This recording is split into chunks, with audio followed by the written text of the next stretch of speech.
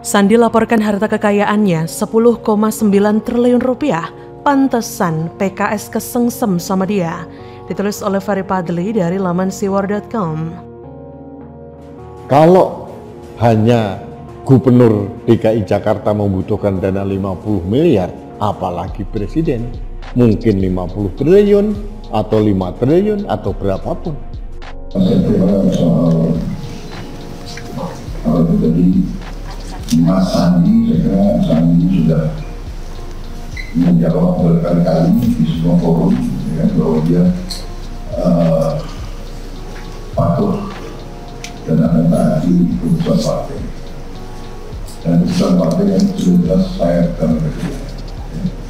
Ketika itu selama dia di partai, ya dia akan patuh sama garis partai.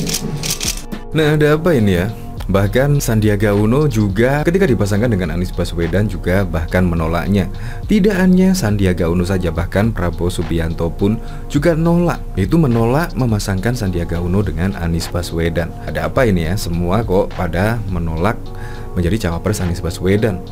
Meskipun elektabilitasnya masih di bawah Ganjar dan Prabowo, Anies bisa dibilang lebih maju selangkah dibandingkan kedua orang itu.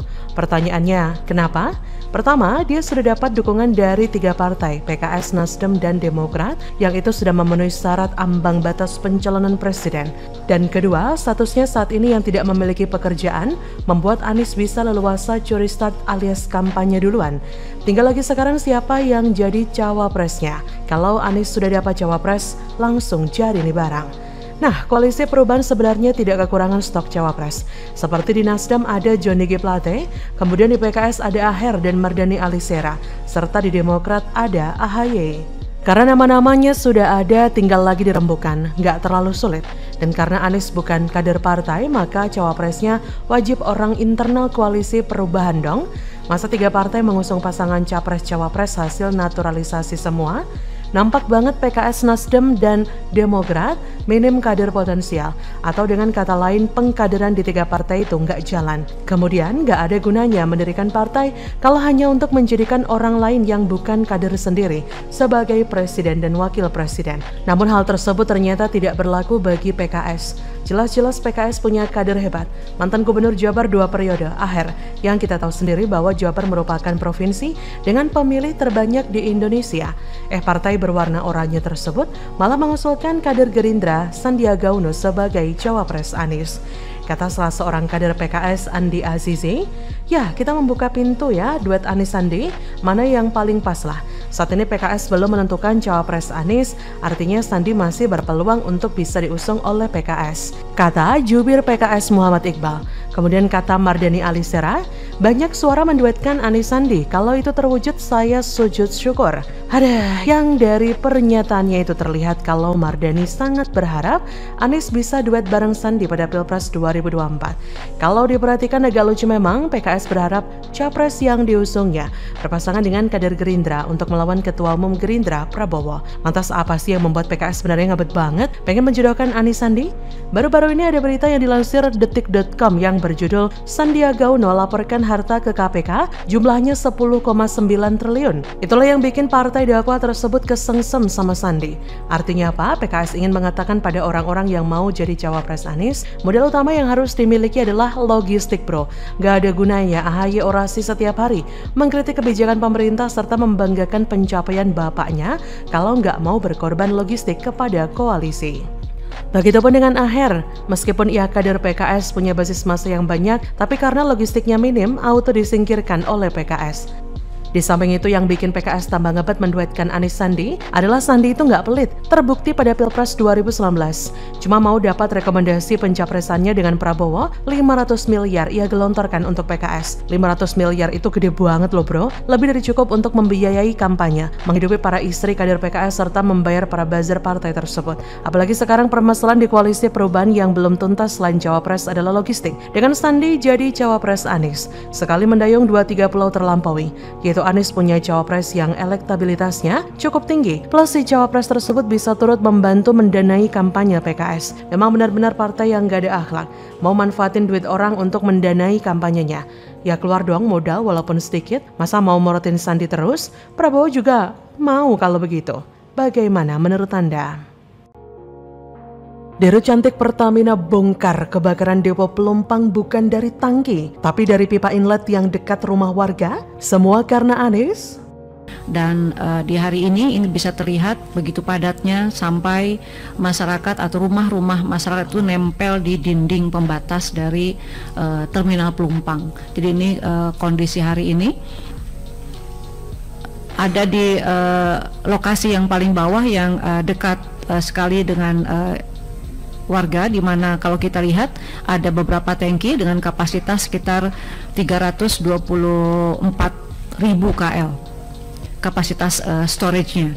Nah, yang merah itu adalah pipa.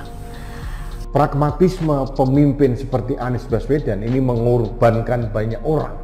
Kalau orang seperti ini tidak tahu diri dan tidak tahu malu dan tidak mau bertanggung jawab, apakah orang-orang seperti ini harus kita pilih menjadi pemimpin yang lebih tinggi lagi? Apakah sertifikat tadi itu benar-benar milik warga atau masih milik oleh Pertamina? Karena kalau yang dimiliki oleh masyarakat, umpamanya tadi IMB ya, izin mendirikan bangunan ya, tentu berbeda dengan sertifikat kepemilikan lahan. Oleh karena itu yang perlu dipastikan adalah siapa yang memiliki sertifikat lahan tadi, kemudian dicek kembali apakah itu milik warga atau itu masih milik Pertamina untuk kemudian dicarikan solusinya, seperti tadi ganti untung misalnya. Menurut gua cara berpikir ini aneh. KTP dengan IMB amat sangat jauh berbeda. Justru dengan adanya persetujuan izin mendirikan bangunan di situ, ada jelas-jelas pelanggaran. Misalnya, ya tadi soal buffer zone tadi, pelanggaran wilayah atau katakanlah peruntukan yang tidak sesuai dengan peruntukannya, bangun rumah di tempat yang memang tidak mestinya mereka bangun rumah. Nah, ketika terjadi kecelakaan seperti kebakaran di kilang Pertamina Pelumpang dan kemudian apinya menyambar ke perumahan warga karena terlalu mepet, akibatnya ya kita rasakan sendiri. Direktur Utama PT Pertamina Persero, Nika Widiawati, membeberkan kronologi dari insiden kebakaran hebat yang terjadi di depo Pertamina Pelumpang, Jakarta Utara, yang menyebut titik kebakaran bukan bermula dari tangki BBM, melainkan dari pipa inlet. Kata Nika Widiawati, pada Selasa 14 Maret, kemarin insiden itu ada di mana? Kita lihat A, orange di pojok kanan atas, pas dibelokkan, di situ. Bukan di tangkinya, tapi di pipa di situ. Kalau dilihat ada pipa yang masuk ke dalam tangki tersebut. Nah, di pipa inlet itulah yang terjadi kebakaran. Meski begitu, Nika tak merincikan penyebab terjadinya kebakaran tersebut. Pasalnya hal ini masih dalam proses investigasi Pertamina. Ia juga menekankan tangki-tangki di seluruh fasilitas terminal bahan bakar minyak TBBM Pelumpang dalam kondisi aman. Lebih lanjut, ia menambahkan api bisa dipadamkan 1 jam setelah kejadian, lalu setelah itu didinginkan. Dalam waktu 3 jam kebakaran dinyatakan aman dan sistem yang sempat dimatikan diaktifkan kembali pukul 4 pagi. Adapun suplai BBM kemudian menggunakan pipa yang berasal dari laut, sehingga Nika menjamin pasokan BBM aman usai insiden ini. Jika menurut Nika, awal mula kebakaran tidak bermula dari tangki BBM melainkan dari pipa inlet. Menurut saya itu sangat mungkin terjadi, karena saya melihat beberapa foto rumah warga di Tanah Merah Pelumpang yang ternyata berdempetan dengan pipa besar milik Pertamina yang diduga merupakan gas atau minyak. Bahkan lebih gilanya lagi, mereka meletakkan tabung gas di sebelah pipa yang ukurannya besar sekitar 5-10 inci. Kebocoran pun diduga kuat karena adanya kelalaian warga. Api yang berkobar tak mungkin bisa dihentikan sebelum sumber cairan itu ditutup. Menutup jalur pipa cairan yang sangat besar bukanlah hal yang mudah. Ketika sumber cairan ditutup pun, cairan yang ada di dalam pipa masih memiliki volume sangat banyak. Jikapun itu minyak, sangat amat cukup untuk melahap para pendukung Yohanes dalam hitungan detik. Kobaran api pun tak terbendung. Badai api fire blizzard itu menjadi sebuah pemandangan yang mengerikan. Orang dipanggang hidup-hidup tak bersisa. Banyak orang mati dan masih ada yang hilang. Saya kira keputusan pejabat publik dalam memindahkan depo adalah kesalahan fatal.